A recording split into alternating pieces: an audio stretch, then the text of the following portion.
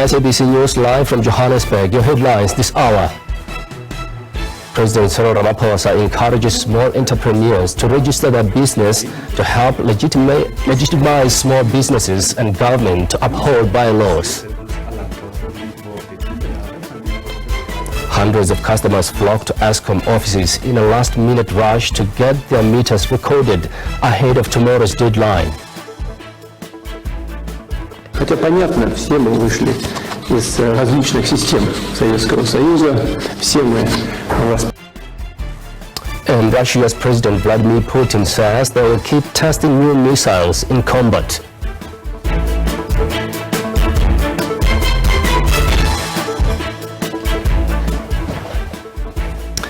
Good afternoon. Thank you for joining us here at Week in Review, live from our studio here in Johannesburg.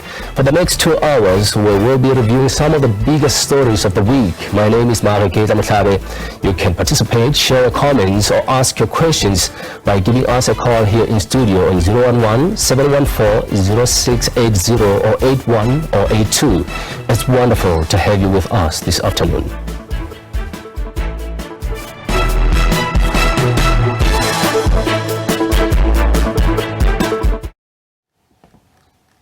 We begin here. Oversight bodies want government to account for what is happening at a mine in Stilfontein in the northwest, where illegal miners are still underground.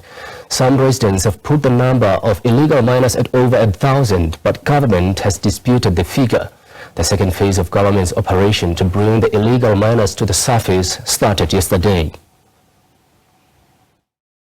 The Portfolio Committee on Community Safety in the Northwest Province conducted oversight in Stilfontein. They say they demand answers from relevant authorities. Based on the work that I can share now, that the police have shared with the committee, they say that there are people of interest, there's work that they are doing. So we took comfort in the report, but we also wanted to understand the role of all other departments, because when there's a crisis like this, it needs a multidisciplinary type of team. You'd want to know what the role of health becomes. Based on what the minister said, that you need prescriptions and whatever, they need to say in an instance like this, because it's not a normal instance, what mechanisms they can put into place to can get that information, your social development on issues of food and whatever. So there's a lot of things that needs to be answered to. The EFF says government was caught napping. In most cases, these things happen where there was initially a mining, and then ultimately, because they lost interest in the remaining resources, they leave. And then those who worked in the mines before, because these people, they come with some a level of expertise. They have some skills in terms of how to go about this thing. So this tell you that these are people who were retrenched once upon a time and so forth and so on. But where's the government who can also locate those people and ensure that they actually give them jobs somewhere else and they have some sort of job security. Civic organizations say the process by government is taking long. I'm wondering, as we're sitting here, as to how many people have died, because we got reports of some bodies, and some bodies were taken out, and we were told that other people have died and are still underground. So we're not really going to say, because finally there's a crane after more than 3 weeks, and then there is progress. The progress they're progressing at a snail pace. We are still very much convinced that they have no interest or willingness in terms of saving lives. They are still really sticking to what their minister had said, to say they will smoke these people out. As the operation goes on, it might have to only take out people who had already passed away, and that's a concern. That is, we're not allowed to take food and give it to the people, even water. So we see this as a very crucial issue, because if those people are saved, say you save life, they will be able to go back to their families, make their families happy. Government says the second phase will be followed by the actual retrieval. Itumelen Khajane, SABC News, Stilfontein. President Cyril Ramaphosa has again made a clarion call to all informal business owners to come forward and register. He says the intention is to make sure that the Spaza shop owners are regulated. The president says those who do not comply will face the might of the law. Ramaphosa was speaking at the National Presidential MSME and Cooperatives Awards ceremony held at the Galaga Convention Center in Midrand. The recent spate of foodborne illnesses that have been linked to Spaza shops and informal traders in our townships has thrown into sharp focus the issues of how these small businesses operate. They've also thrown into focus the health and the safety that these small businesses should operate with, and also the issue of regulation. And at the same time, the issue has also highlighted the critical role that small businesses play in our communities as they provide much needed services and also support local economies.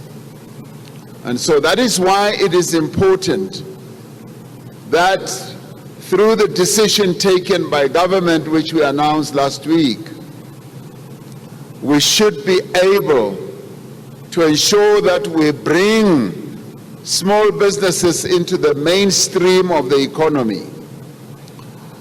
We have decided that we want Spaza shops that are operating in our townships and our rural areas must be registered.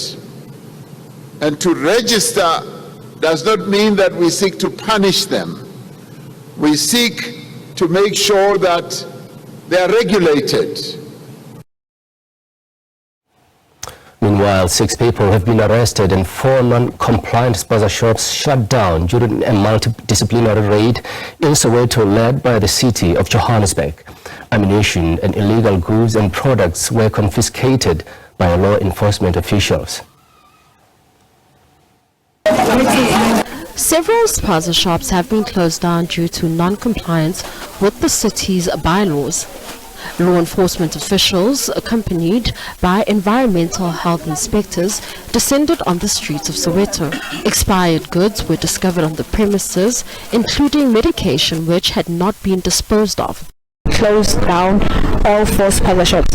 Now, in the first one that we went to, we discovered the live ammunition I think it's for 2 firearms, but I can't give the exact firearms, which ones are those, but SABC was here with us and they did indicate which firearms are those ammunitions used for. And then the big boss, obviously, because we found the employees and the big boss arrived. The big boss does have legal documents to be here in the country, but the employee does not have. In a separate incident, one suspect was arrested for allegedly not having the correct documents to be in the country. The arrest was effected after a 13-year-old girl was hospitalized after allegedly consuming snacks purchased from a foreign-owned shop. I received a call from community members to say that there is a child that collapsed, and then they said she bought some snacks just next to the shop there, and then she walked to school, but along the way she collapsed. Johannesburg Economic Development MMC Nomoya Nisi expressed concern with how the matter was handled. Nisi is of the view that leaving the goods inside the shop may pose a risk given the anger expressed by residents. There's an approach which we employed when we got to the scene in Ward 29, because we understood how frustrated and angry the community was, and we called JMPD vents to just come and remove the stock inside, because our fear is that in most of these properties where these tuck shops are being operated, there are old people. The 13-year-old girl is reportedly in a critical condition at a nearby hospital. Balintla Tetwa, SABC News, Johannesburg.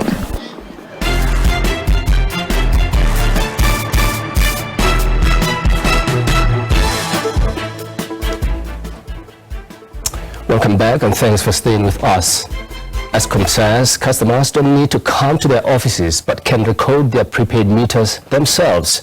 This has hundreds of customers flocked to Eskom offices in a last-minute rush to get their meters recorded ahead of the deadline tomorrow. SABC News team visited the Soweto township and witnessed the long queues of customers eagerly waiting to have their meters upgraded. Some were relieved to finally have their meters recoded. I had issues outside. They did not allow me to come inside. But thank you to the SABC. They assisted me a lot. I'm grateful. Others were not so pleased. He is saying that he did manage to get inside to be assisted, but unfortunately the number that they gave him is missing with one digit. Eskom says they are working around the clock to make sure that everyone is assisted. The power utility say in Gauteng, for instance, of its 850,000 customers, it has managed to recode the prepaid meters of over 500,000 customers. It will definitely make a huge difference. I mean, I can tell you yesterday we went for Loras. We finished at about 10:30 in the evening, so that's volumes that you're pushing during that time. And also, we're still here, we're still trying to push, and also throughout the other pop-up offices and also in our hubs. Eskom says customers don't need to come to their offices but can recode their prepaid meters themselves.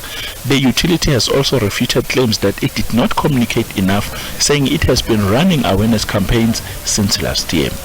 A number of Eskom customers are expected to visit Eskom offices over the weekend to try and have their meters upgraded before the Sunday deadline. Calvin Rutler, SABC News, Johannesburg.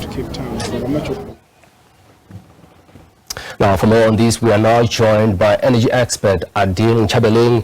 Mr. Chabeling, thanks so much for joining us. This is one of the stories that keeps making headlines every hour. Why are we migrating into this new system, in your view? Why do these meters need to be updated?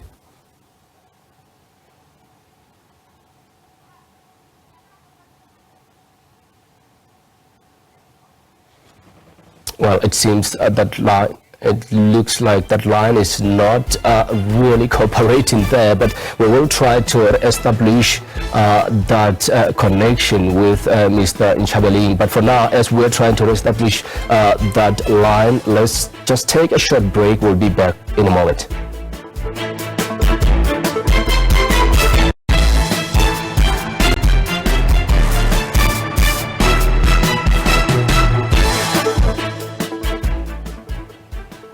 Welcome back. Now we look at the last-minute rush to Eskom offices as customers try to recode their meters before tomorrow's deadline. Minister of Electricity, Hossein Ramakgopa, said working hours will be extended and more personnel brought in. Now, SABC News reporter Calvin Rutler is in Deep Kloof in Soweto to tell us more about this. Calvin, just talk to us what's happening where you are at this moment. Good afternoon to you, Maheketla Mushabe, and to our SABC viewers at home. We were in Shawelo earlier, not far from here, and we saw long queues, people complaining, telling SABC News that they have been sleeping there. They have spent time there without getting help. But we got a positive story from Ugoku Shabalala telling SABC News that they helped her so swiftly that she went out so happy, telling SABC News that people must buy electricity, encouraging them to buy electricity. But we have moved to another location that would be at Deep Kloof in Soweto, next to Eskom offices. I'll just step out of shot so that my colleague Katleho will just show you Maheketla and the viewer at home queues. As you can see, people trying by all means to get inside there. Most of them, as you can see, Maheketla, they are standing there and they are trying by all means to get help. But let me introduce one of the customers. Sisi sawubona sibonga kakhulu ke ngesikhathi sakho. Siyabona ukuthi ulana nawe uze la ukuzozama ukuthi ulungise inkinga zakho, kodwa ngenkathi ngixoxa nawe uyangitshela ukuthi ke uzamile ukulungisa inkinga kodwa kulungile engalungi. Engalungi kwenze njani isigubhu sakho? Isigubhu sami mangishaya inamba lena I punch totally decline, so your problem. wena uqale nini ukuze Eskom nanokuthi bekuyini inkinga yakho ngoba inkinga zabantu iningi Eskom ukhala ngokuthi ezinye igroup zabantu indala beze bazoyishintsha abanye babridgile so wena ungathi eyakho inkinga kahle kahle yini noma zonke. True speaking ukuthi mina ngibridgile vele wena kulabantu laba ababridgile I think isigubhu sami si-affectekile just because sibridgile. We can't blame Eskom usithi Eskom sibridgile kune damage already ukuthi nje uEskom into asincede ngayo asitshele ukuthi igubhu lezi zichange sibhadale ugesi. Njengomuntu osemusha semkhulume nogogo abaningi awugogo ke badala bayachaza ukuthi bona bekengaza nithi ogogo abanawo lamafoni sinawo thina ababona ama-internet nama-website ukuthi kwenzekani kodwa thina abantu abasebasha mhlawumbe besingakwazi ukubheka ukuthi sazi ukuthi uEskom nayo inotice ayishoyo kuma-social networks nawe ubungazi ukuthi kusasa i-closing date. No mina bengazi mina lento lena uEskom i-announce 3 years back amana announce ukuthi abantu bacela ukuthi balungise igroup ngoba uzobe uyacisha ngayibona na ku social media ukuthi nje thina ukuthi umuntu nje abe ignorant ngaba ignorant true speaking leyo ngibe ignorant ngaze ngabona ukuthi thema basibona manje ukuthi abantu bayasukuma kula sesisukuma khona ngobuningi phela. So singasho sithi beningamthathi serious uEskom ngenkathi esasho ukuqala kakhulu besingamthathi serious besitshela ukuthi uyadlala into yama social media kanti iqiniso yini ke nenza ukuthi nize nisukume nibone ukuthi akadlali ukuhlala unganagezi budi it's painful so kunithosile ukuthi uthi uzocima kakhulu usithukile the whole country ithukile ngoba asila eGauteng all over iyenzakala lento lena so manje sifele sathuka kula khona sisukuma khona. Umuntu oqala ngizombuza lo mbuzo ukuthi uma ngabe ungena lapho uzama ukuyelungisa inkinga zakho usiyamtshela ko Eskom ukuthi mina Eskom ugospel ngawukhokhi ngotsipili uthini impendulo yakhe?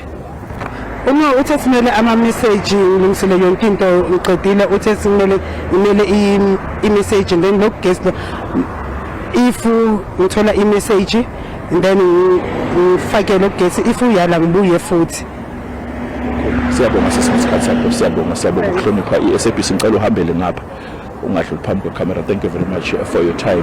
Maheketla Mohlabe, one of the residents around here, the Eskom customer Nombulelo, telling SABC News that she did went inside there, but unfortunately things didn't go as she wished.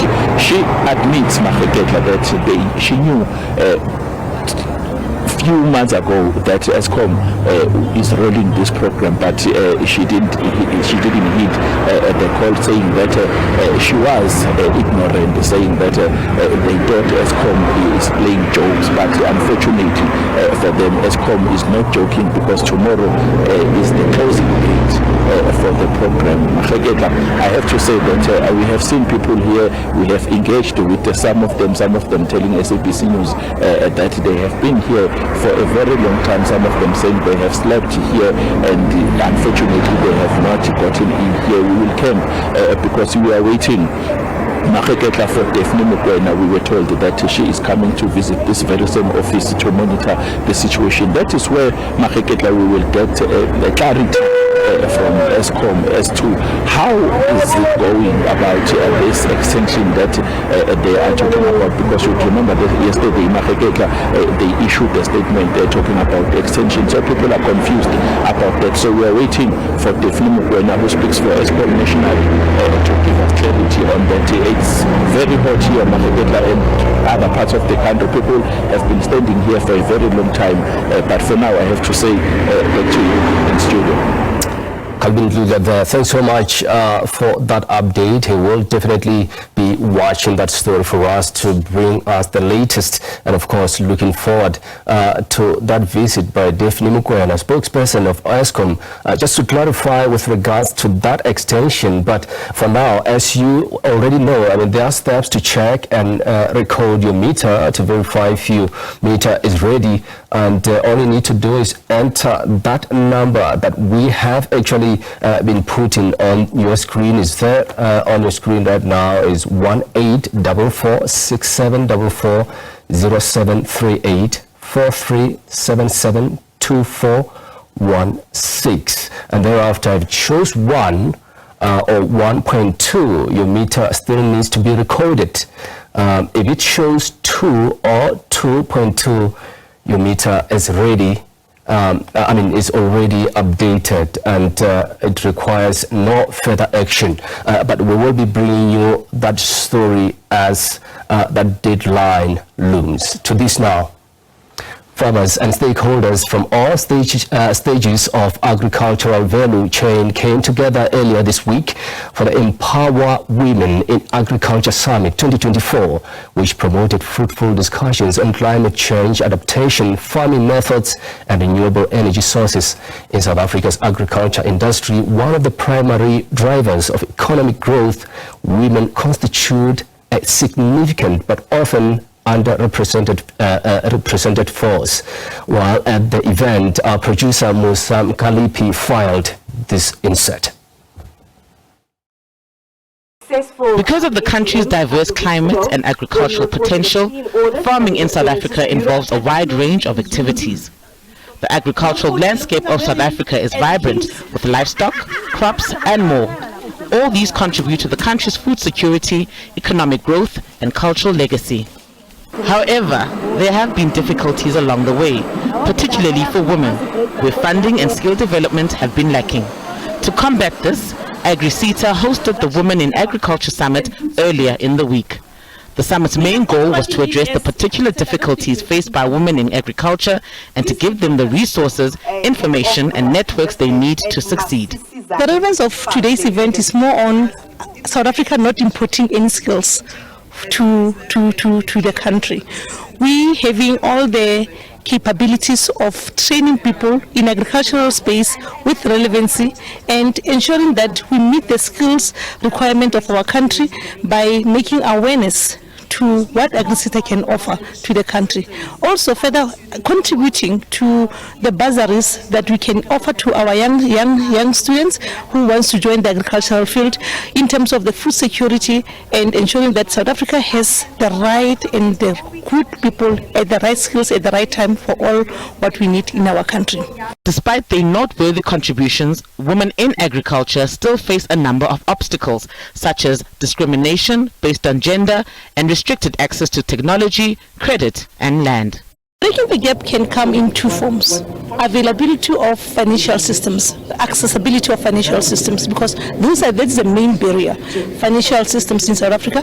And another one is breaking the monotony, the thinking of South Africa with regards to women.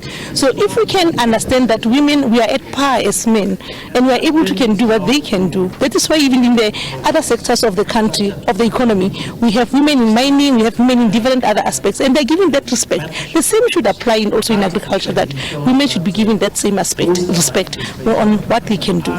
An important distribution point in the agricultural value chain has been the Johannesburg market, South Africa's principal hub for the marketing of fresh produce.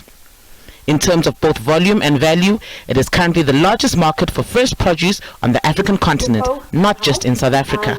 Our role as Joburg Market is to ensure that there's farmer access to markets, where we're able to sell their produce at Joburg Market. We are based at the City Deep, and I think our role of the department is to make sure that as Joburg Market expands, how do we then able to cater for programs that are for the previously disadvantaged groups. So platforms like this, they assist us in terms of tapping into a conversation with the women to then say to them, here are the opportunities that exist at Joburg Market. Here is how you supply the market and how we're able to support you as a farmer through obviously the relationship that our market agents build with farmers in terms of them establishing then contracts where they're able to bring their produce to the market and they sell them on their behalf. And because Joburg Market is a commission-based business, so everything that is sold at the market, we only take about 5% and the market agent take about 7.5%. The entire 87% basically goes entirely to them, the farmer. Although traditionally viewed as a male-dominated field, women's contributions to agriculture are becoming widely acknowledged as being essential to sustainable agriculture, rural development, and global food security. The crucial role that women play in agriculture and rural development has recently come to be recognized more and more. Women are taking on leadership roles in agriculture as a result of efforts to advance gender equality and empower women in the field. One of these is Hlobisile Yende, who is a farmer and director of the Yende & Partners Pty. I went into it because I'm a third-generation farmer, so farming runs in my family. It's all I know, what I grew up in. It's fulfilling, and I found my purpose because you're contributing towards the country's food security status, you know. And it's just knowing that you're empowering, because we don't just only do that, we also empower females to become commercial farmers with our accredited student program. So we are just paying it forward also through that, and we also process. We give 100% value to our products through our meat, and we supply both the formal and informal market.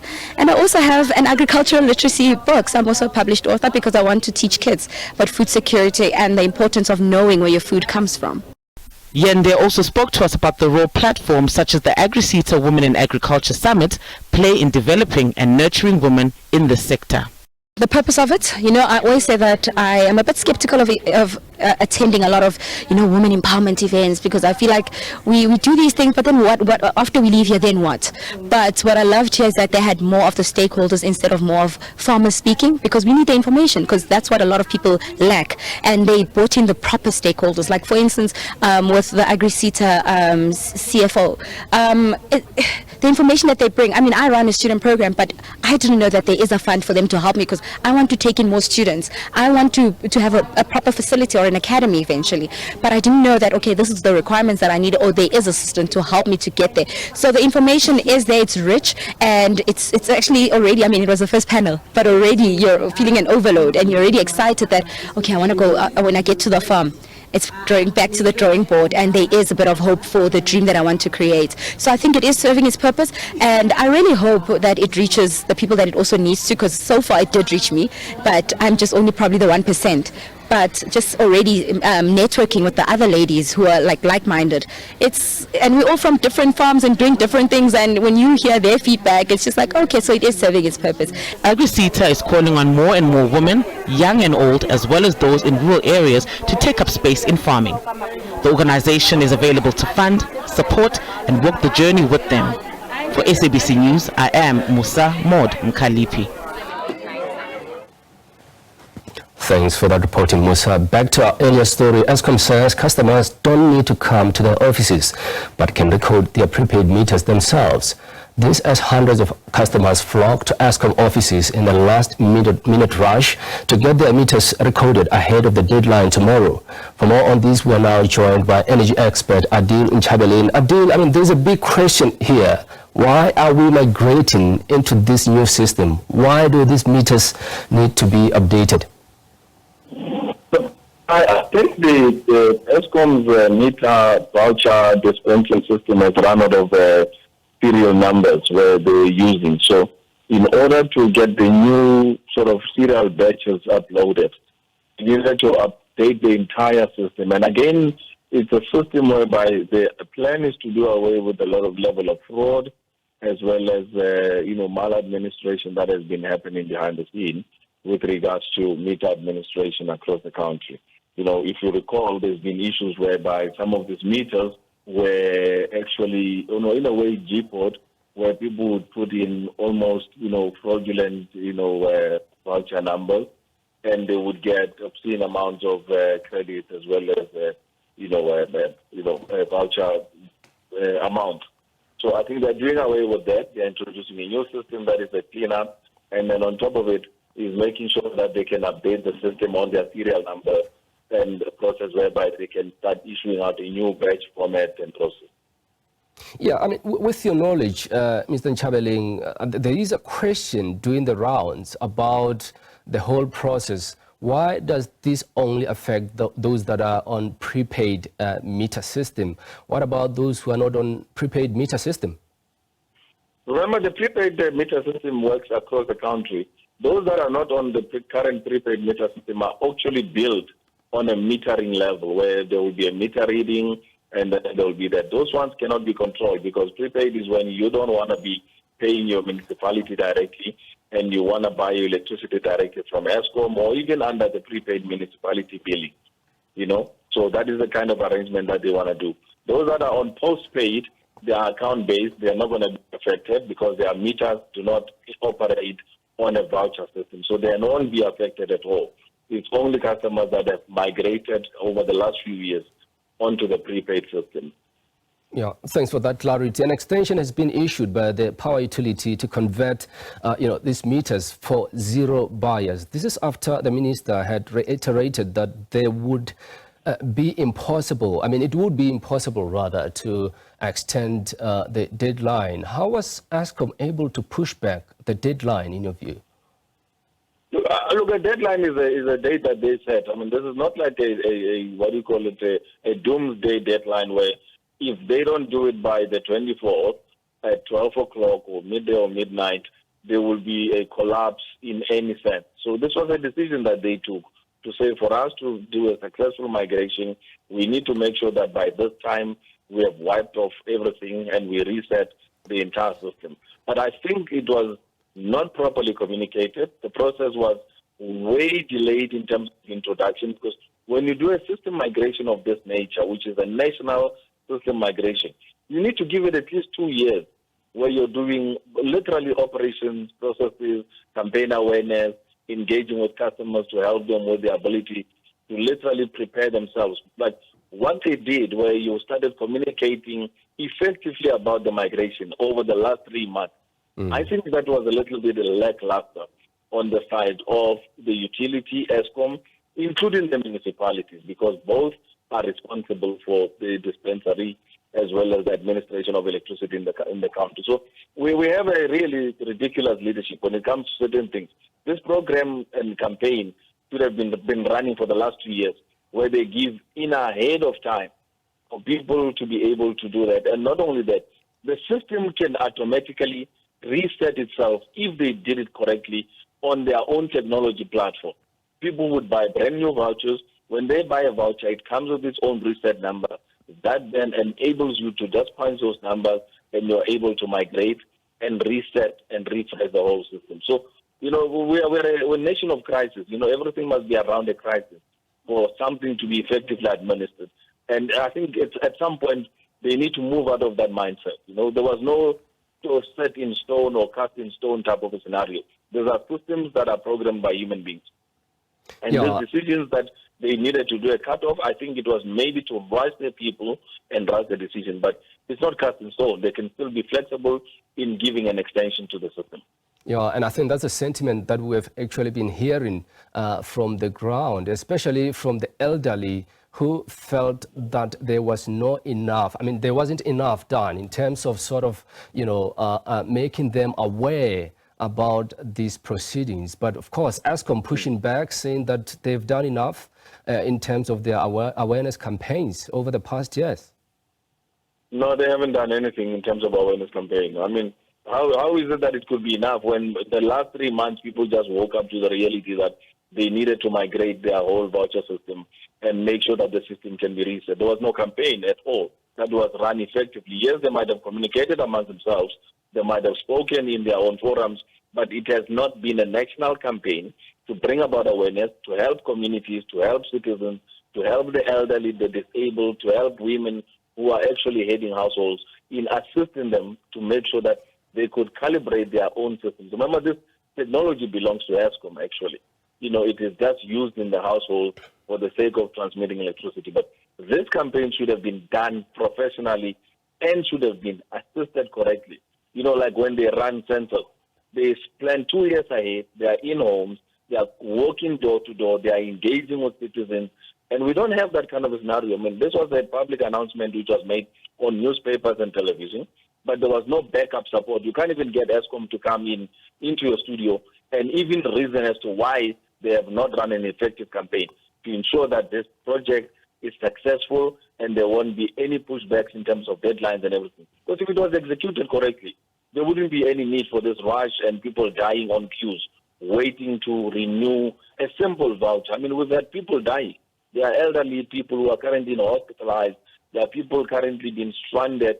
And if this system cuts off, it means they are cut off from access to a lifeline, which is electricity.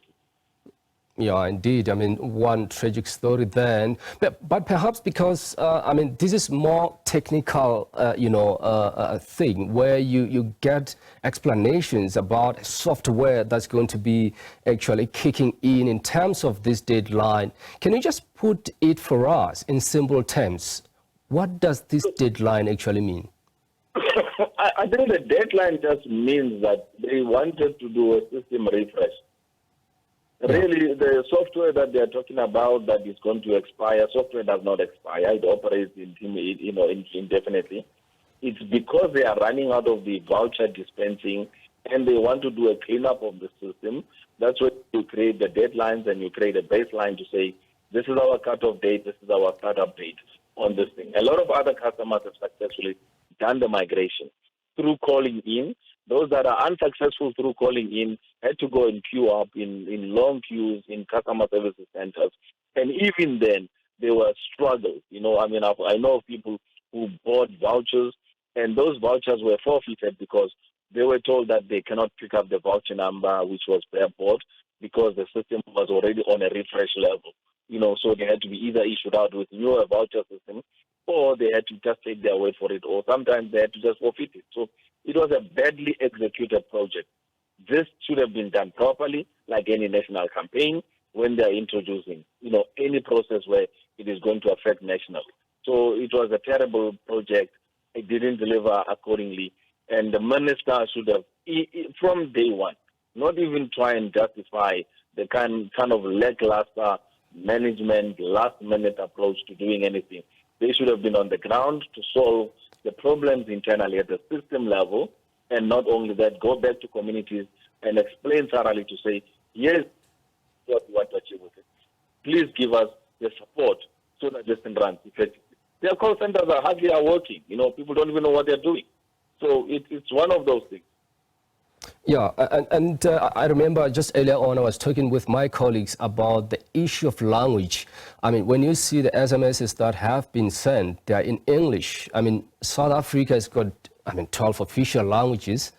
Talk to us. Do you think that could have contributed to the whole frustration that we see playing out in those queues?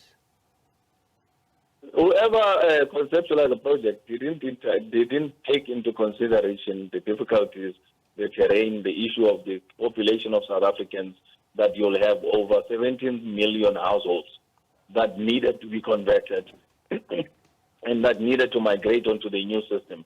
So even the planning of the project, as I said to you, it is a simple management technical process that if you had planned it correctly, you would have outcomes that are better. But from a communications point of view, at stakeholders engagement, at even the execution of the project, they didn't do a thorough job. This is pathetic that you have to have a deadline where almost half of the nation has not even yet been able to be migrated. And you're still pushing on a deadline to say by this date, we're switching off on Sunday, and if you don't have, you're going to be without electricity. That was a bit lackluster. They should do better in the future and plan correctly. And this is not rocket science. There's systems, there are people, there's technical resources, there's capable resources that could have helped with this process of the migration. And I'm always for simplicity. Who are these zero buyers from what you know? And does the term include those who have switched to alternative energy sources like solar? No, actually, people with solar is just supplementary. Remember, solar does not necessarily interfere. It's directly coming from your roof into your inverter, and it goes directly into your either battery or it's used in the homestead. So those will not be affected. The only affected parties will be people who are dependent on Eskom, who are running meters that connects directly with your main line. And if that meter is not operational, as you know, it blocks out the whole electricity connectivity to your home. So it will actually cut off automatically on its own if the meter is not recalibrated and able to actually receive, new voucher system in order for it to operate. Mr. Nchabalin, thanks so much for your insights this afternoon. We appreciate it. That was Dale Nchabalin, energy expert. We will be right back after this short break.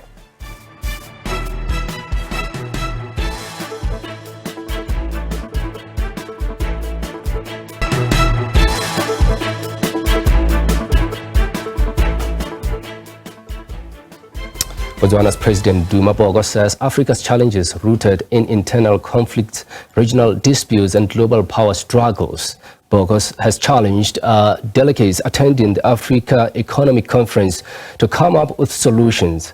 The three-day gathering organized by the African Development Bank Group, United Nations Economic on Africa and the UNDP in Botswana's capital, Gaborone. Kailitle Kumalo joins us now. Kailitle, thanks so much for joining us. Tell us more about the significance of this gathering in Botswana, especially after the country saw a smooth transition in the recent elections. Well, by all means, this is an absolutely important gathering. It's all about finding solutions for the African continent amidst all these challenges, whether you're looking at the geopolitical challenges, you're looking at issues around climate change, and they couldn't have really found a better place to have this particular conference happening right in Botswana, a country really where we saw a smooth transition of power from BDP to UDC. And in fact, a short while ago, President Boko really spoke about the importance of really making sure that solutions are coming out here for the next 3 days and beyond, but also addressing a number of core issues that are really facing the African continent. But really at this point in time, we're joined by the Executive Secretary of the UN Commission for Africa. So once again, Mr. Katete, thank you so much indeed, sir, for your time. Maybe just first and foremost, let's look at the significance of this gathering. I mean, it happens at a critical time when the globe is grappling with the conflicts, with a host of challenges. But what does it mean to have this gathering here? What it means really, first of all, is that we are trying to come here as the Economic Commission for Africa, as UNDP, which has almost presence in every country on the continent that is working on development, as Africa Development Bank, which is our bank, which is the African Bank. And saying that coming together, let's try to bring in the experts. Let's use also our own offices and come together and be able to challenge each other, challenge ourselves to see our own continent and of course globally other developing countries. They are facing the challenges of the day. And we hear conferences here and there. People hear the reform of the global financial architecture. They hear challenges of climate, the issues of debt. How do we come to find solutions? And this, it cannot not be done by one institution, but let's come together with other governments and try to debate and find something that can make more sense, that can give hope to our own countries. And that's why we are here. And obviously very solution driven. For example, Mr. Katete, during your address, you spoke at length about, for example, projects like African Continental Free Trade Area as one of the very good ways of addressing the internal challenges when it comes to intra-Africa trade, but also doing away with some of the impediments that are still hampering intra-Africa trade. Yeah, there are many, and if you go to that, it will be another whole interview. Because the most important thing is that we have one market. At least our own countries have signed off 2018 that they need one market, which is Africa Continental Free Trade Area, which you have. That's fine. The rest is now how do we implement what is required. We need infrastructure. We need the rules and regulations. We need the movement of people. We need industries that add value so that this time we can start be able to export and compete globally. And that's why in this discussion, many people are talking about the regional value chain. The reason for that is, just let me give you an example. When you are talking about the Zambia and the DRC, it is saying we have all the raw materials that are needed by everyone. But rather than shipping them outside, DRC gave us land, Zambia also gave us land, and when the study was done, it was saying by 2052, it can generate 46 trillion in terms of the batteries, in terms of the electric vehicles. And that's why we are linking it with Morocco to make sure that this one can happen. Now we are working on a roadmap. Who does what? Who invests what? What do we need to do in terms of the risking so that it can be done and produced here on the continent, rather than doing it the same way we are doing it.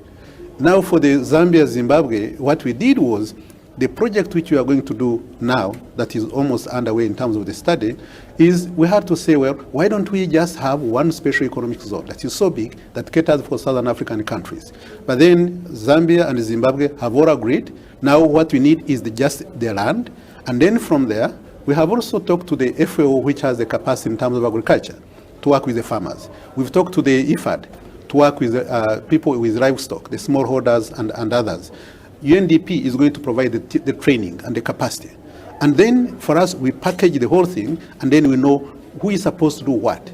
So that Africa Development Bank comes in and finances the infrastructure at concessional level for the two countries, so that you have the whole environment done properly. And then the rest is how to do the de-risking, so that private sector this time have no problem of investment. And then we bring in other banks like AFC, like TDB, like Afrexim Bank, like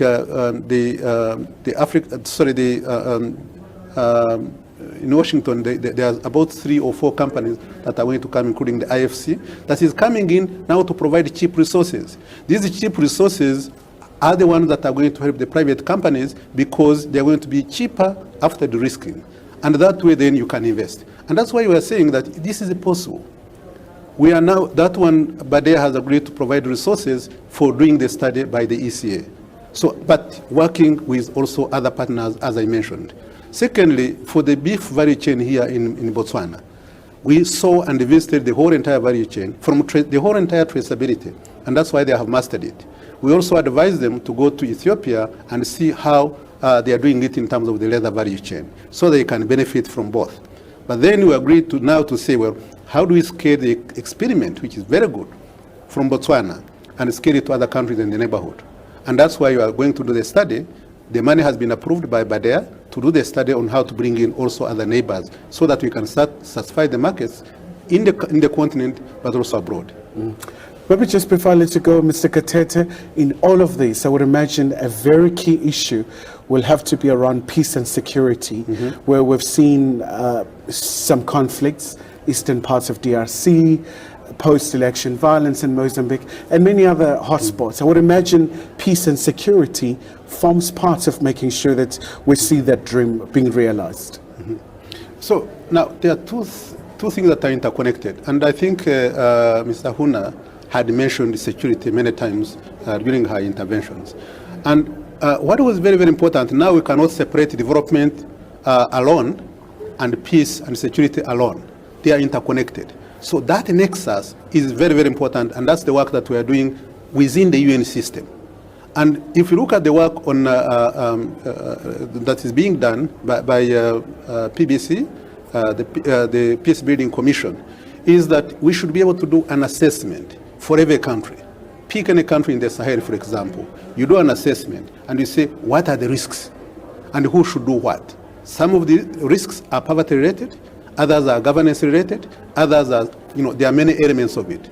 And once you do it holistically, then you implement together.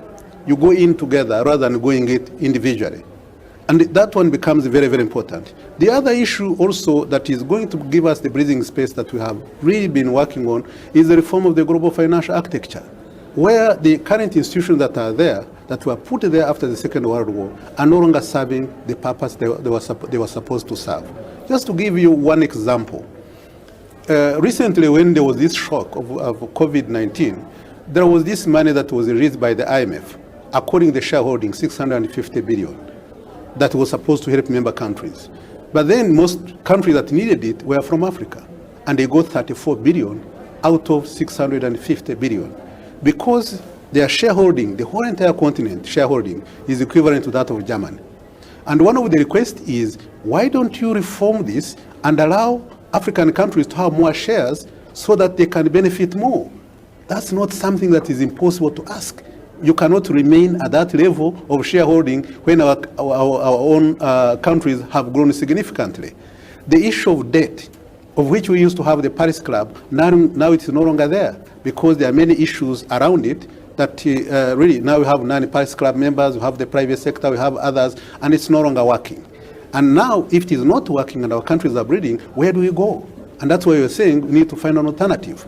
So there are issues that are going to help us in terms of dealing with the issues of the day, including the climate issues, and especially carbon credit that we are discussing this morning, that has to be addressed now to give us the breathing space so that the countries can run. And then we can now go into a more sustainable way. by addressing the issues of the regional value chain, of domestic resource mobilization, of helping in terms of the credit rating so that countries can borrow at concessional rates when they go to the market, international markets, and so forth. So these issues can be dealt with, but we need a breathing space. We need these things to be done quickly so that we can give us a relief. For example, the rechanneling, the SDR. By rechanneling it, now the countries which are not using their money, if they are rechanneled to the development banks like Africa Development Bank, then this money can leverage quite a lot of the private sector resources and can help the countries, at least to give them a relief for now, getting the money in terms of the concessional rate. And this will be helpful, but we must address the fundamentals, which is domestic resource mobilization. All right. Mr. Katete, thank you so much indeed for that comprehensive response. Really talking about a myriad of issues confronting the African continent and really trying to find solutions as well, but looking at other partners that can really walk in this journey with Africa. And really, it was quite important listening to earlier on, the president of this country saying that it's high time that Africa rise up and be able to reclaim its position. So with that, back to you in Johannesburg. Kaya, thank you. Kaya Kumalo, the SABC News reporter. You are watching Week in Review here on the SABC News channel. Stay with us. We will be back at the top of the hour.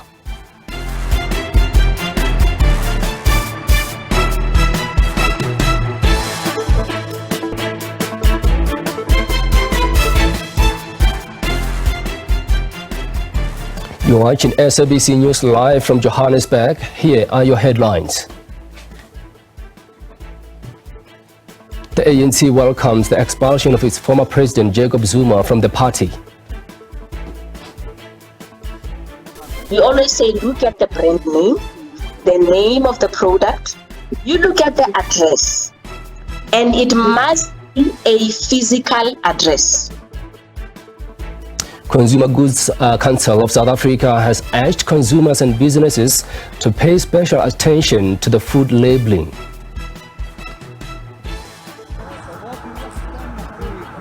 More aid workers have been killed this year than in any other year, according to the UN Humanitarian Office.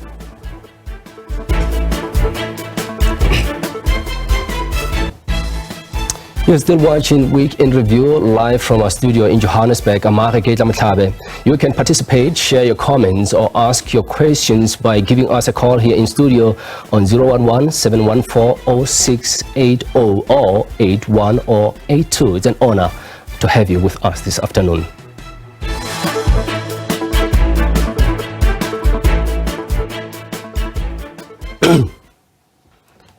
The Consumer Goods Council has urged consumers to pay special attention to the food labeling, the production and best before dates as precautionary measures before buying and consuming food products. Businesses are also advised to improve food safety and hygiene practices in their facilities. This in an attempt to educate the public as the foodborne and poisoned and contaminated food crisis deepens. Contaminated food can lead to severe health consequences.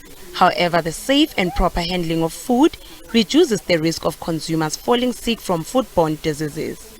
According to the Consumer Goods Council of South Africa, it is important to identify the date markings, nutritional information, and allergens before buying a product. Food labels are also key in that they convey crucial information about the product's identity and contents. We always say look at the brand name, the name of the product, you look at the address, and it must be a physical address. Very critical, because the inspectors would need to come to your facilities to inspect you. And let me tie it in with the issue of the date marking. The date marking is very important in that it tells you when was the product manufactured, and when is the best quality buy, and this is what we normally call the best before date. During recent raids of Spaza shops, many food items were found to have altered expiry dates. A food specialist says it's important to start educating children about food labels. You can teach their children to read the labels as well, and also for where they are not certain, the regulators can also be contacted in some instances. For example, for our canned products, we give a unique code for our canning factories. So even when it's without a label, we can be able to tell whether this product was produced in one of our canning factories, and if it's an imported product, if we released it, we will have a certificate of compliance. In terms of the Consumer Protection Act, consumers have a right to sue the seller of a food item if that item caused them to get sick or result in death. You need to take an appropriate action in a way of civil suit or criminal case needs to be instituted against those people. In particular, here we are dealing with the seller of those particular items. We are not dealing primarily with the producers of the properties or items in questions, simply because we are dealing with a person or people who found in possession of those alleged products. Police say they continue to work with different stakeholders and have opened inquest dockets into foodborne illnesses in an attempt to bring those in the wrong to book. Lerato Makula, SABC News in Johannesburg. We now monitor the situation in Deep Kloof in Soweto, where a 5-year-old boy died due to a suspected foodborne illness. The boy became ill after allegedly consuming snacks he bought from a local shop. SABC News reporter Mbalentle Mtetwa joins us live from Soweto. Mbalentle, just talk to us. I mean, the community was up in arms earlier this week. What's happening now where you are? Well, certainly, I am exactly where the community was up in arms, really just complaining about the number of deaths in terms of children dying allegedly from foodborne illnesses. And I am at one of the households where we understand that the funeral will be held tomorrow after the child passed away. But we are going to be speaking to the father in the lead up to this. But we have also gotten unconfirmed reports about the passing of yet another child just a few meters and a few houses away from where we are. We will be visiting that household and verifying the information that we have so far received. We are in conversation with the ward councillor in the area, who has informed us that they are also going to do some verification in order to ensure that we are able to pass on the correct information. But you will remember that earlier in the week, the community here was up in arms, calling on authorities to close down and shut down the particular shop where the snacks were allegedly procured from. And we saw the city of Johannesburg then carrying out raids and closing down 4 shops yesterday. But it seems as though there's an approach that has been now introduced to ensure the protection of community members as well as those who have been housing the said foreign-owned shops. And what is meant to happen, what they have now started doing, is that when they bring in environmental and health inspectors to inspect and see if there is any food that has expired on the premises, and the food is then all removed in its entirety by JMPD. This is to ensure that if the community protect the owners of the property from possible looting from community members. And that's what we saw happening just a few meters away from here. I'm joined by the father of the child right now, who's going to speak to us. Thank you so much for taking the time to speak to us. It's a very sad time for you. Tomorrow you bid your child farewell. How are you feeling right now? I'm trying to be me, but I'm not myself by now. Even now I'm coming to wash my child there by the mortuary, and I dressed him. So I don't believe I just, this thing is not like, it's not getting into me actually. Yeah, I'm not happy at all. I'm not happy at all. I'm trying to be me because I'm around people. That's what makes me strong. But after everything, I think I'll be alone where everything's gonna come.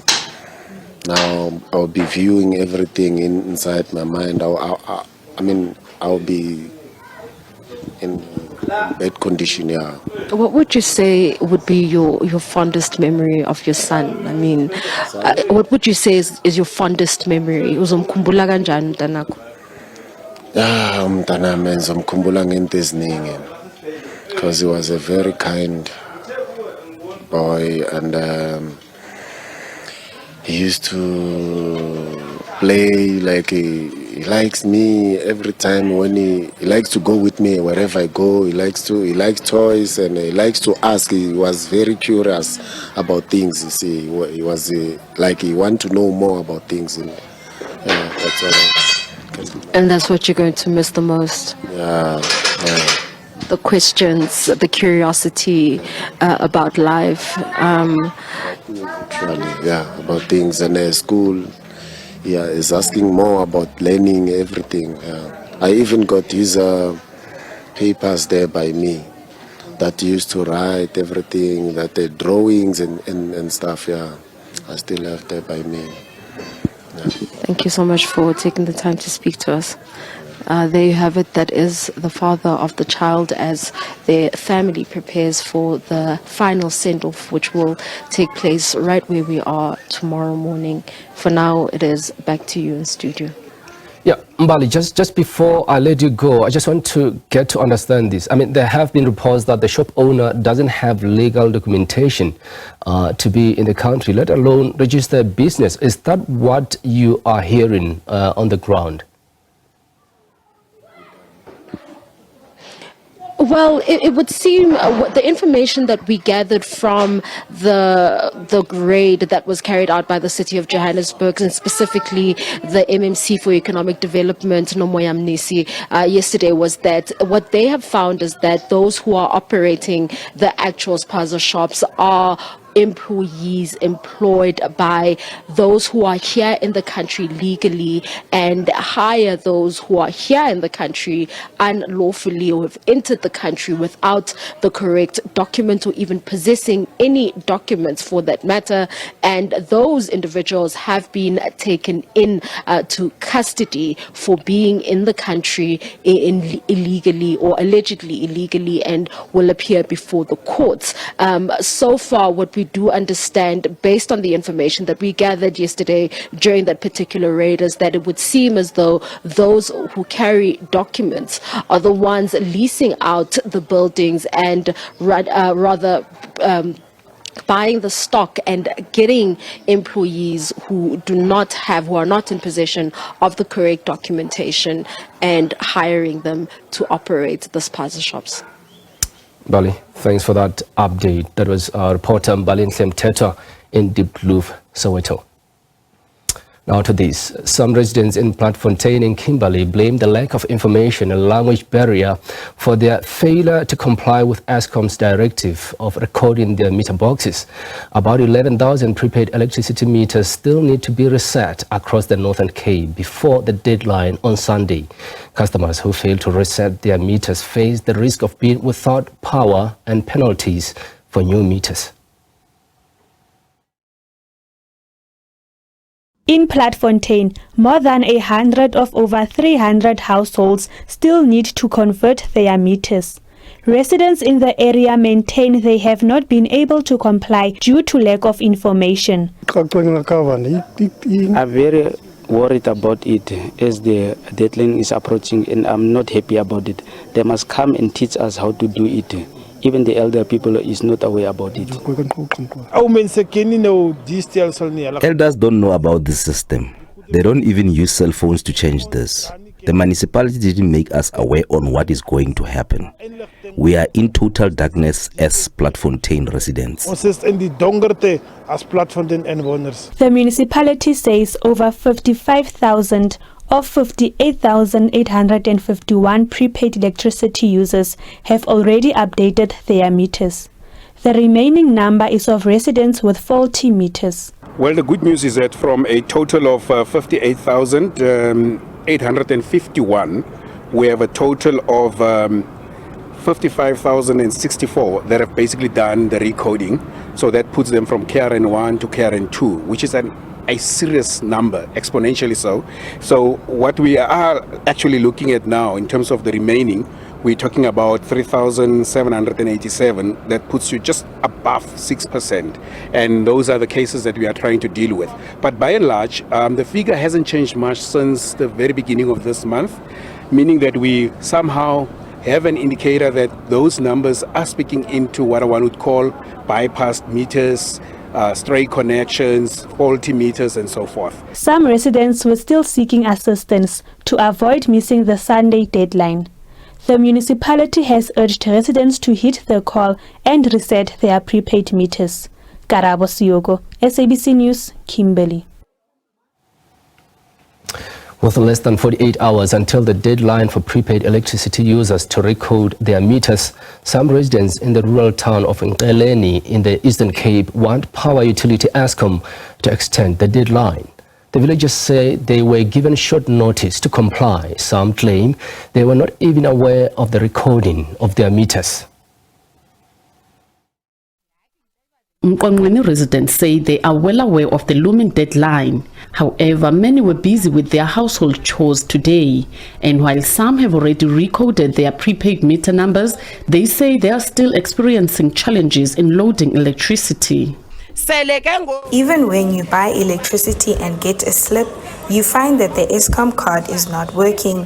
Eskom must come here and tell us why our cards are not working anymore after they introduced this recoding thing. Eskom, please help us or we will die of hunger here. I was given the 20 numbers, but still I have problems loading my meter number in the meter box. Eskom must please help us. Our children cannot even watch TV because our TV sets are no longer working as we do not have electricity. We are in trouble here. Even this deadline of theirs is short notice. They caught us off guard. Other residents see this as an infringement on their rights. This is all unfair because I only heard about this in October and they said the deadline is in November. I saw it on TikTok and that's not a platform for everyone. At the end of the day, this is meant for our mothers and fathers. I see this as an infringement of our parents' rights because they have a right to have electricity in their homes. Some residents claim they did not even know about the recoding of prepaid meters. They are now calling for the power utility to give them more time. They must extend it, at least if they can give us until the 10th or 15th of December. And I think it's very wrong of Eskom to give us Sunday as the deadline, because many people have not yet filed their forms, and I'm one of those. So this will be a huge blow to us if they say we will not have electricity after Sunday. This was a short notice. I wish the company could extend the deadline so that even those who are not aware are made aware. On Wednesday, Electricity and Energy Minister Hossein Toromakhupa said that no extension will be granted. Fundiswa Mhlekude, SABC News, Ngeleni, Eastern Cape.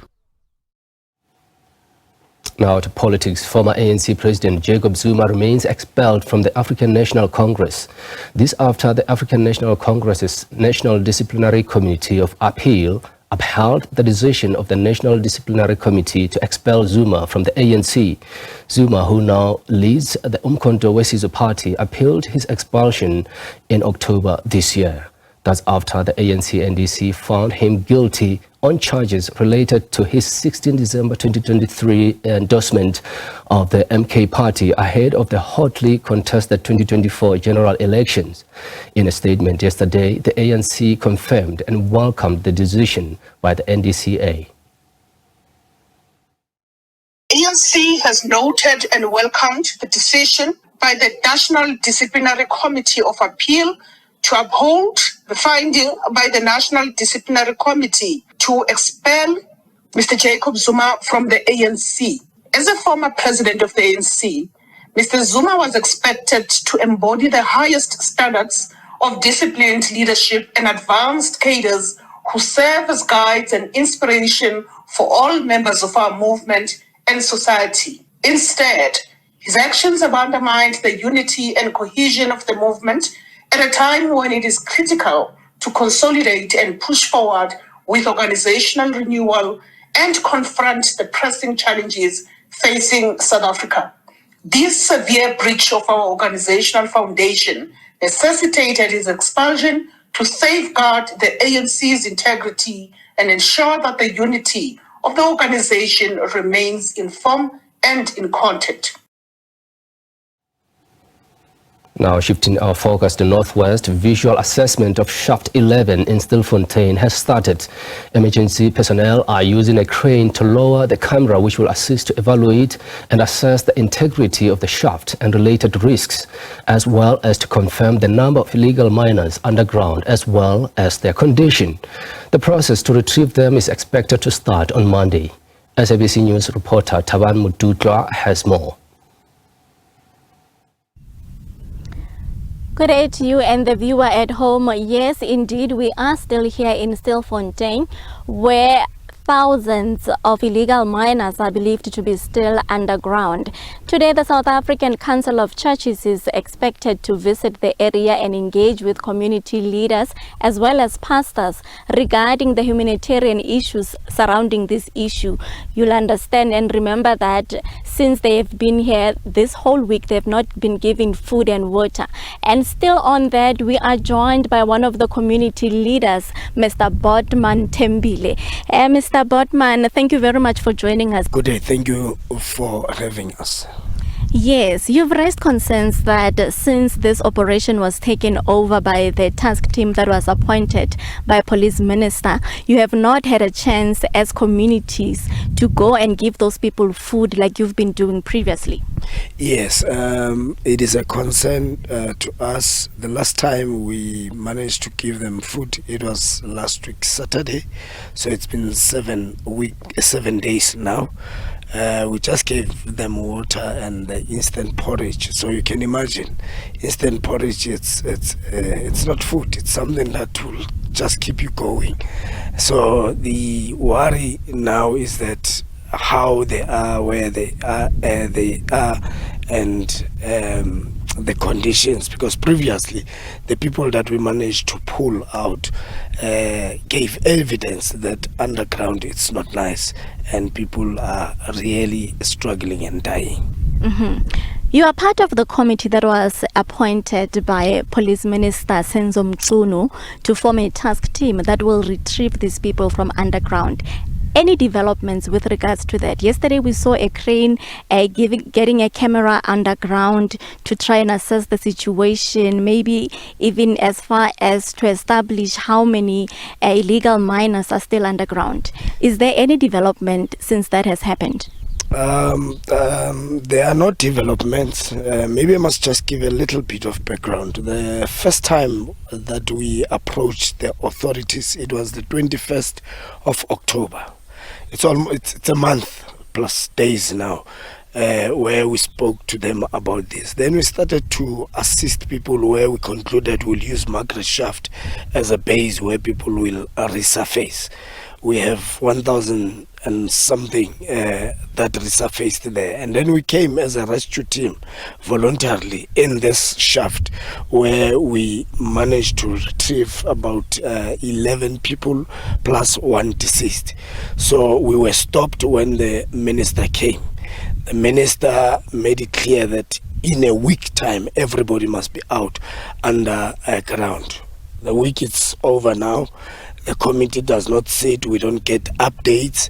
The committee that is led by MEC Vessels Moroeng, it's silent on us. We suspect as a community that we have been sidelined or have been left behind of the processes, and that is bothering us.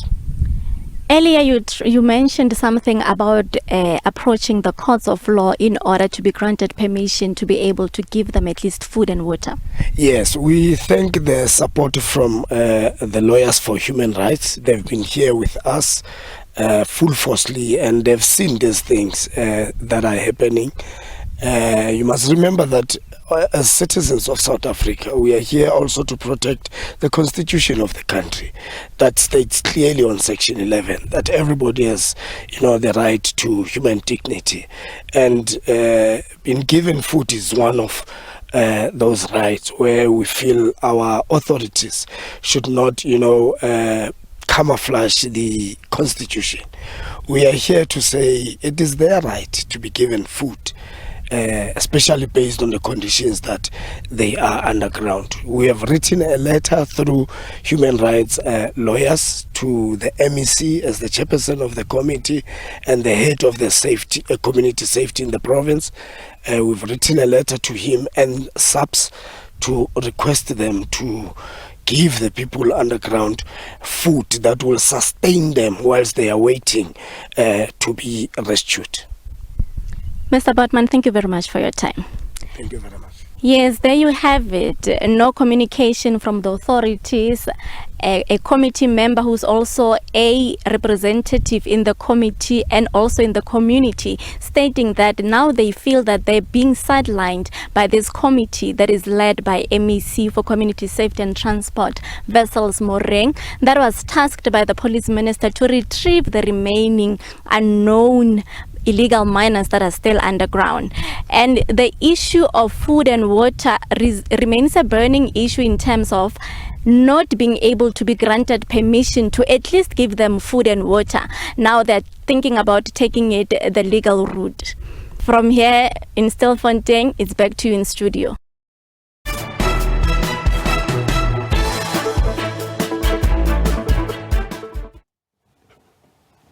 Welcome back, and now back to the electricity story as we look at the last-minute rush to Eskom offices as customers try to recode their meters before tomorrow's deadline. Minister of Electricity Hosienzo Ramakgopa said working hours will be extended and more personnel brought in. SABC News reporter Calvin Kludla has been watching that story for us closely. He is in Deep Kloof. Calvin, what is the latest now?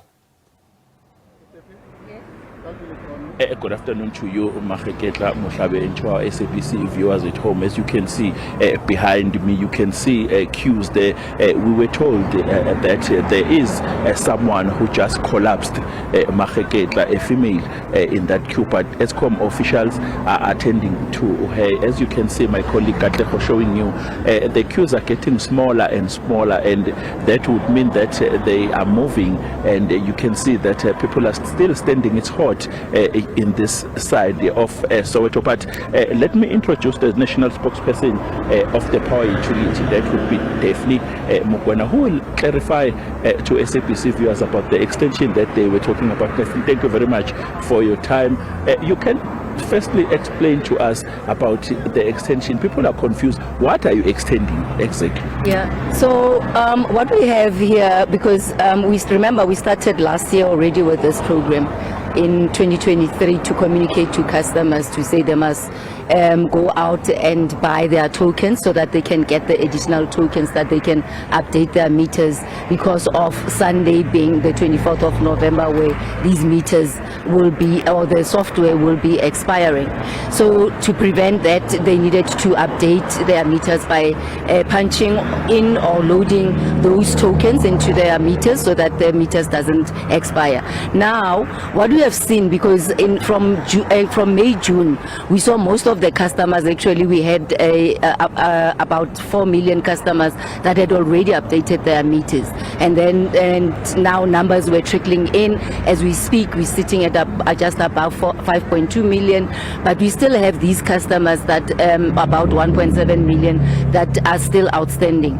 Now what we're seeing with these customers is that most of this, it is 99.9% of these customers are customers that we call zero buying, meaning that these customers have not been buying electricity for the past 6 months or more. Some actually more than that 6 months, more than 3 years or so. So what we have now done, because from our back offices, what we have done is that we had a breakthrough in terms of ensuring that these customers can also update their meters beyond tomorrow. So what we have done is that we've pre-generated pre-generated their tokens, the tokens that they can use to update their meters, so that they can be able, or they can be able to collect these tokens for them to can be able to upload on their meters and update their meters. But all that we're saying is that for you to be able to collect these tokens that we have created now, you need to go and buy electricity from a legal vendor, or all the retail outlets that we have that are selling electricity, and do not repeat by the same mistake by going to those vending. Or if you have breached, if you don't have a meter, use your meter numbers, take your meter number, go to the legal outlet and or vending outlet and buy electricity. In that manner, or you will then receive your 2 additional tokens that then you will need to then come to us from Monday onwards, so that we can further assist you to complete the program. What that does when the customer buys, and we're saying they must go buy as from yesterday, as we issued that statement, up until tomorrow, because the cutoff time is 8:15 in the evening, so they must still go and buy electricity. We're still urging them to go buy electricity, because once they have bought electricity, it will trigger their meters to be KRN2 compliant. So if customers can then move from these queues and go to the legalized vendors, so we have our vendors also published or posted in our social media platforms, but on our website also, if they are struggling to get to those legal vendors, they can always go to your ShopRites as well, your USaves, your Boxers, your Pick n Pays, your Spaz. They can also, those are our legal outlets where the customers can go and buy these tokens. Thank you very much for that. If you can give more clarity on the extension, because I think it's more confusing. There are people who are queuing here.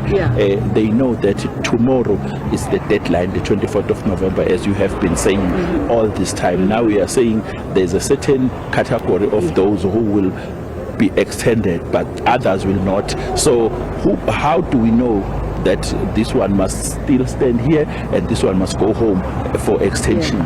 So definitely customers know if I've breached my meter, or if I haven't been buying electricity, for the past 6 months or so, or just bought once in a while and then I haven't bought electricity. Those are the customers that we're talking about. And what we find is that it's most of the customers that are in the queues. So we're saying, don't queue and waste your time and energy as well. Just go to the legal vendors, go buy electricity, get that slip. In that slip you'll have those 3 20-digit numbers. The 2 are the ones that will enable you to update your meter. Once you've done that, go home.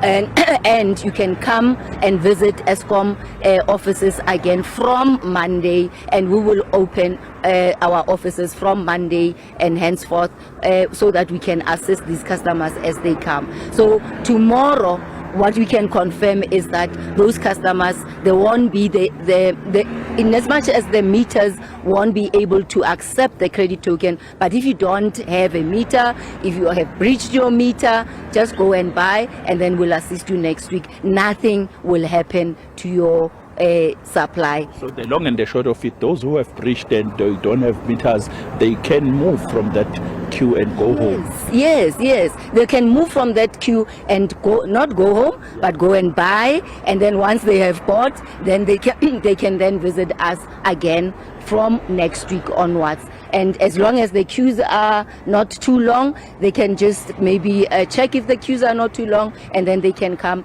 and we can finish the process with them. So this is what we're saying, so that we can avoid what we have been seeing. So we've extended that through this breakthrough that our teams have been working on all along, after having seen that actually most of our zero buyers now are coming out and visiting us. So those who are paying, those who just want to change their meters, they can stay. Those who want to change their meters, I think they must also visit us next week, because you see how hard it is, and let's attend to them next week.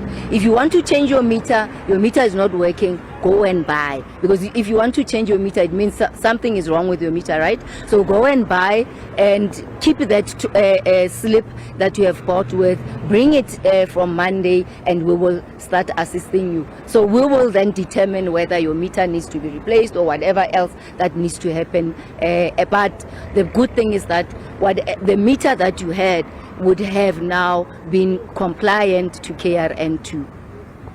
You are closing at what time tomorrow?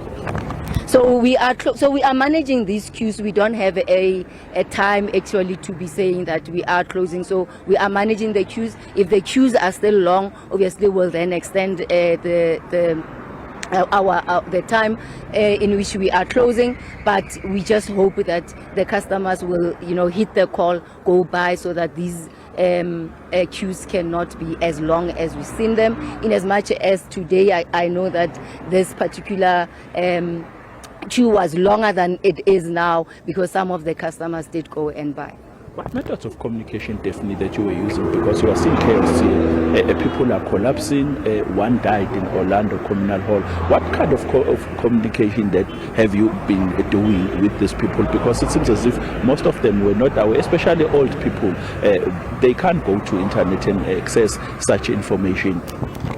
So, and condolences, we are very saddened by the incident that happened at Orlando West on Thursday early hours of the morning, and condolences to the family.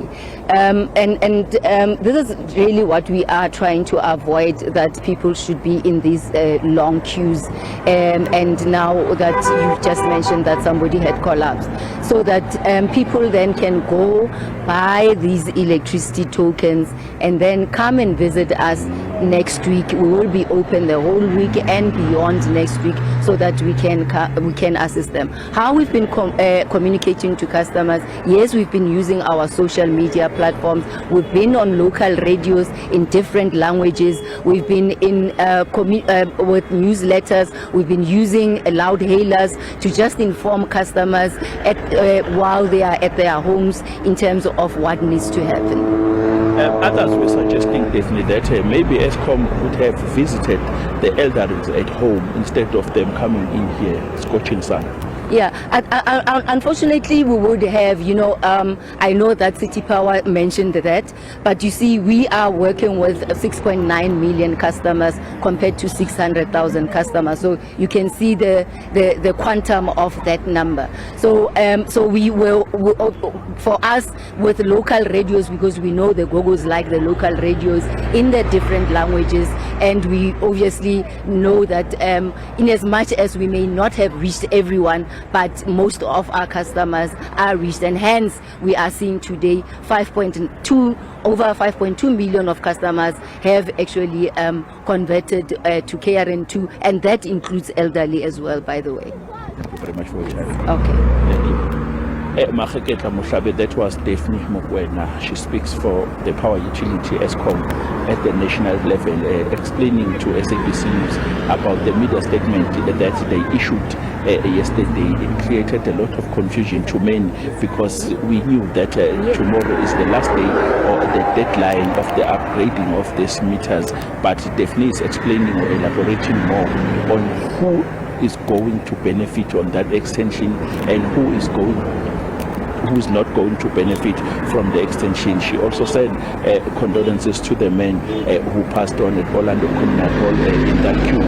She explained that the queue was much longer than it is today. I would just, for the last time, ask our colleague Katlego to show you that there are people who are still here, even though there are not so many now, but people were here. And that queue, we were told that someone collapsed, and Eskom attending to that person. We are told that that person is a female. We are trying by all means to assess the situation where we are. But after this crossing, I will have to go back to go there and just check closer as to what happened. But one of the Eskom communicators, Amanda Gulti, is there trying to assist. The queue is still there, but it's not long. We spoke to some people here. They told us SABC News that here in Diepkloof, unlike other places, things are getting better, and they are hopeful that they will manage to get inside here before they close. Calvin, thank you. Calvin Ludas, SABC News reporter, watching that story for us in Diepkloof, Soweto. Now to this. The families of a long-awaited Cradock Four trial have expressed frustration at yet another postponement. The matter will now resume on the 14th of April next year following a frustrating wait for justice. The case began at the Johannesburg High Court this week and sees former apartheid-era police officers Christian Rorich and Tlomedi Mfalapitsa face serious charges. These include crimes against humanity, murder and apartheid-related offences. The charges relate to the deaths of 3 anti-apartheid activists in 1982, that is Eustace Bimbo Madikela, Peter Nchingo Matabane and Fanyana Nklapo. The attack also resulted in the attempted murder of Zandisile Musi, who survived. Joining us in studio to speak about the historic sitting is Trifina Mokhatle, who is the sister of one of the Cradock Four victims, Zandisile Musi, and Russell Baloyi, who speaks on behalf of all the families. Thank you so much for coming through to studio to talk to us about this. Mokhatle, perhaps let me first start with you. I mean, postponement yet again on Thursday in this matter. How did you feel when the judge announced this postponement? As families, we were very disappointed. We never expected such a long postponement because this case has been postponed forever. I think the case started in 2021. We've been going to court, and from 2021, the case has been ongoing postponements until in June, I think, if I'm not mistaken, we went and we promised that the trial will begin. And we were also given the subpoenas, and they gave us the 2 weeks trial date. And unfortunately, when they announced that the case has been postponed, we were so devastated as families. We were very disappointed.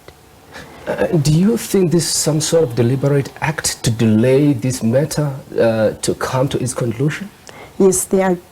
Those are delaying tactics. We are looking at this as Mr. Falapita and Rorach. We are looking at them. Their ages, they are old. And anything can happen at any odd time. And as families, we had the hope that by now the case will be through so that we can be able to know what is going to happen in future about us as families, because we've been having the stress of this case forever. And unfortunately, members of our families have passed on. My brother passed on in 2021, and the case hadn't started as yet. And then it started immediately after his death. And as a family, we had the hope that, as families, we had the hope that something will happen. It's just to comfort us as families. But unfortunately, nothing is happening with these cases. We are very disappointed.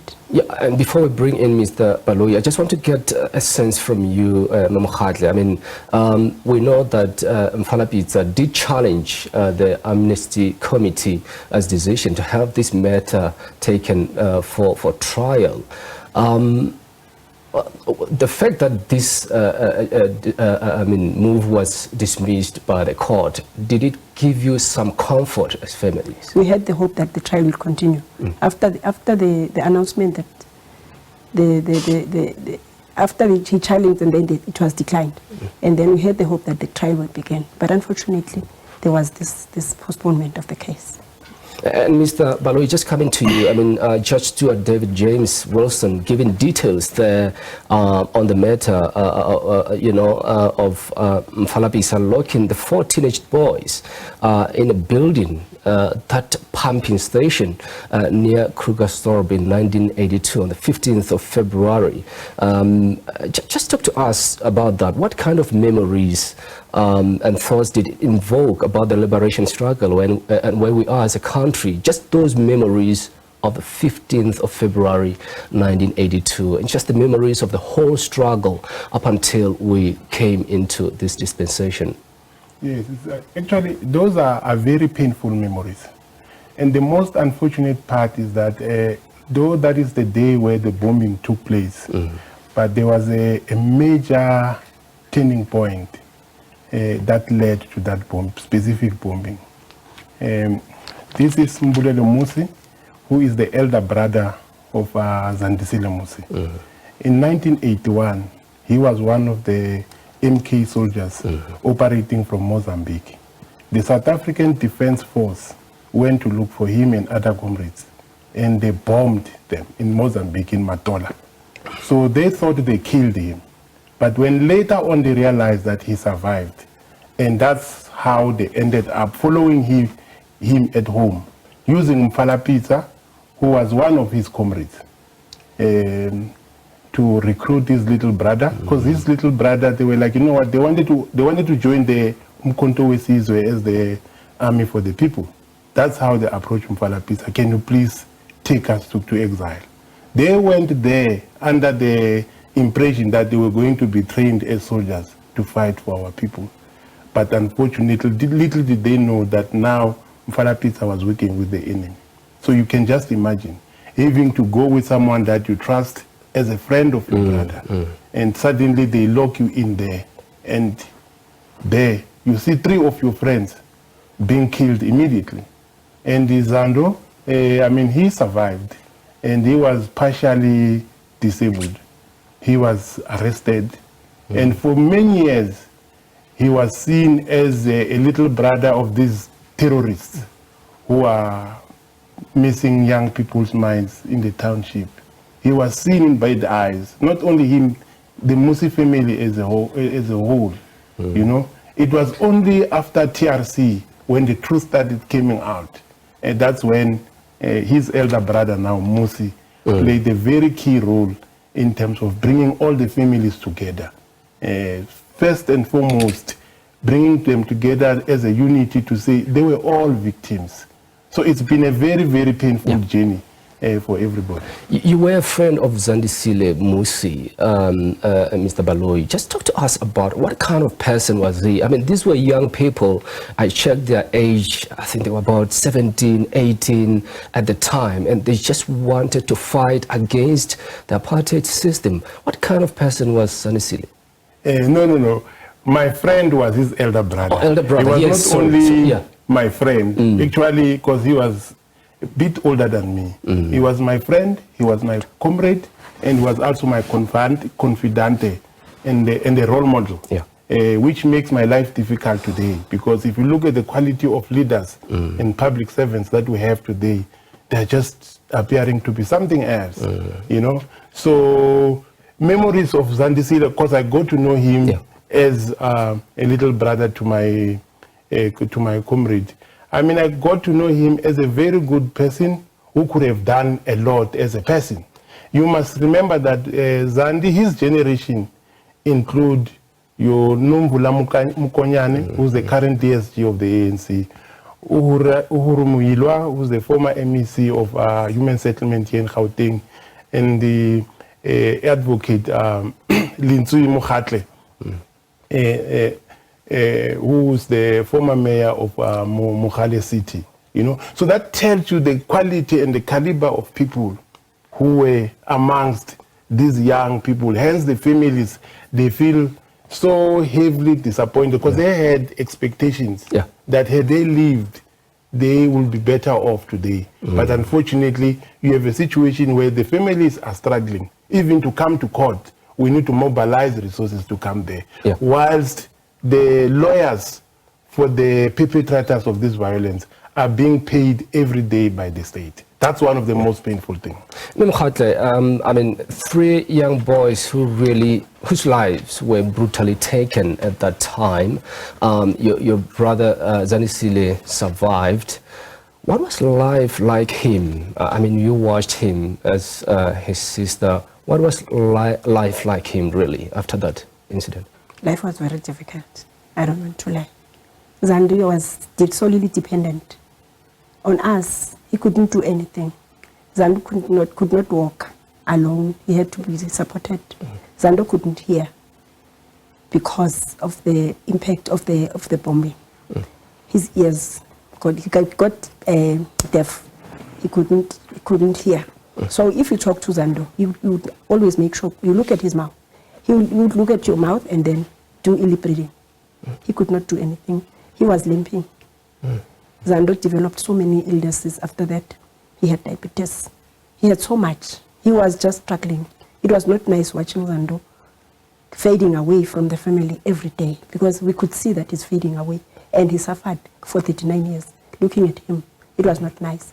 I remember one day, immediately after his death, I spoke to my brother-in-law, talking just about Zando, how much he suffered. My brother-in-law said to me, you know what, Sis Vovo? I was with Zando. He used to visit Zando. He said to me, you know, Sis Vovo, I think the pain Zando was going through his body was much better than the pain that was going through his mind. Because when I asked him, what do you mean, Thabo, about this? Thabo said to me, one day Zando was in the bathroom. Because he was solely dependent on us. He fell in the bathroom.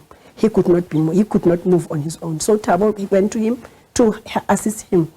So when he stood up, he said to Thabo, you know what, Thabo? Oh, Thabo said to him, Zando, should I get you some painkillers? He said to me, you don't understand. I've just got a pain on my head. But the pain that is within me is worse than the pain that I suffered from this head, from the falling on my head. So he was suffering in and out every day. And unfortunately, Zando suffered from 1982 until 1996. He relieved himself when he went to TRC. From 1982, when he went out of prison, because immediately the incident happened, Zando was imprisoned. He was detained until, this happened in February. He was detained until until May 1982. And then immediately he went out on bail. We took him to hospital. He went for an operation. And then after an operation, when he came back from hospital, we asked him, Zando, what is it that really happened? He would just cry. He never explained. Zando relieved himself in 1996 when he went to TRC. It's then that we learned about the incident that happened in 1982.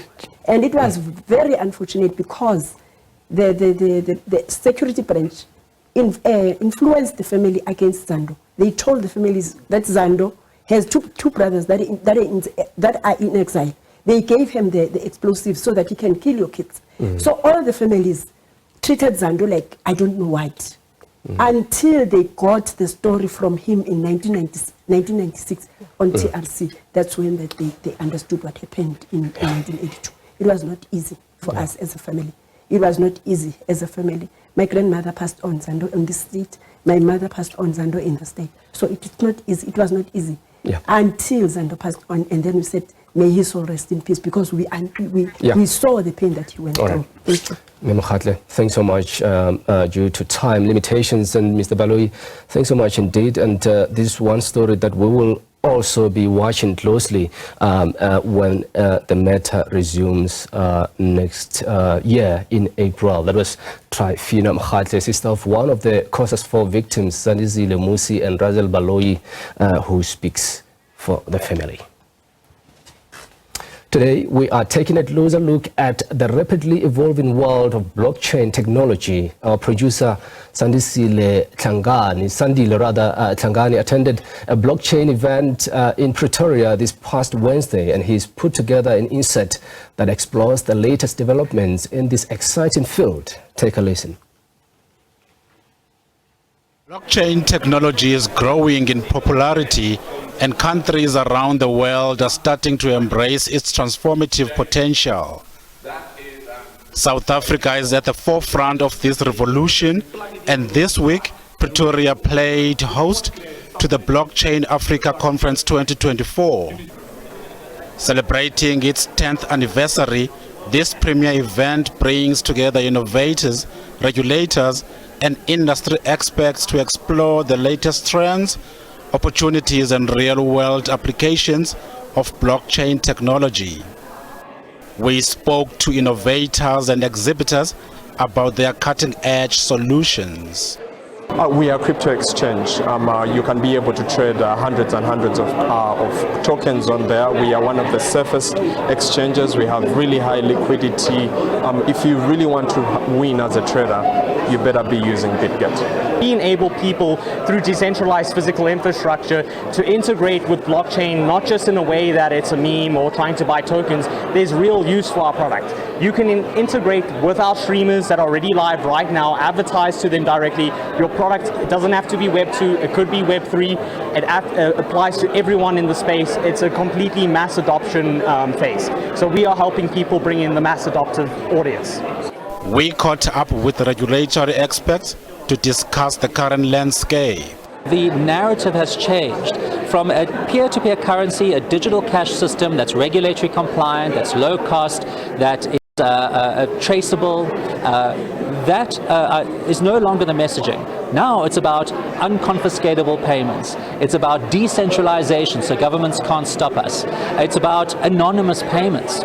And of course, governments don't want that, regulators don't want that, and law enforcement doesn't want that. And so it's taken a long time for governments to really come on board, because they're saying, we don't want what you guys are trying to create. This is not good for a stable, sound, safe financial system. And so they don't understand the original vision of what Bitcoin was meant to be. They are just hearing the narratives that are now in the mass media, what the exchanges are putting out there, that this is a digital gold that governments can't seize, can't control. So of course they're going to be resistant to that. But, you know, with everything, with all technologies, it takes the startups and the entrepreneurs to build the products that add value. And of course, you know, we have to still educate our regulators around this. We also heard from attendees about their expectations and takeaways. My takeaway is to make some new connections, especially with the South African Bitcoin community, as we continue to expand our presence in the country. I want to be able to meet as many people as possible. I want to be able to tell them about BitGet, the company I work with. I want to be able to get as many connections as possible from this event. Bitcoin event Sonia Canel shares insights on the conference's growth. We've been through the hype. When we started this conference, it was called the Bitcoin Africa Conference, and it was a lot of hype. There was a lot of noise about Bitcoin and the price of Bitcoin and what it was going to do to solve the world's problems. And we've seen over the 10 years it go from hype to a lot of speculation to actually being ready for business now. And why I say that is because you're seeing financial institutions, the banks, big corporates like SAP and IBM and Microsoft are all implementing blockchain technology within their organization. So it's ready for business. This technology is tried and tested. It has been scaled. There is still scaling issues which is being solved, but generally it is ready for productionized applications. Blockchain Africa Conference 2024 has once again solidified its position as a cornerstone event for advancing blockchain technology in Africa and beyond. From insightful discussions to cutting-edge innovations, this year's conference has paved the way for a brighter, more secure future.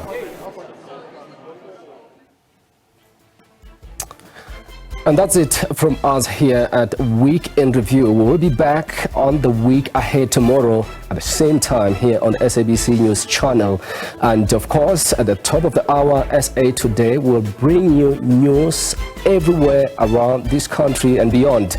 From myself, Mahagita Mtlabe, as well as the rest of the Week in Review team, do take care. Thank you for watching.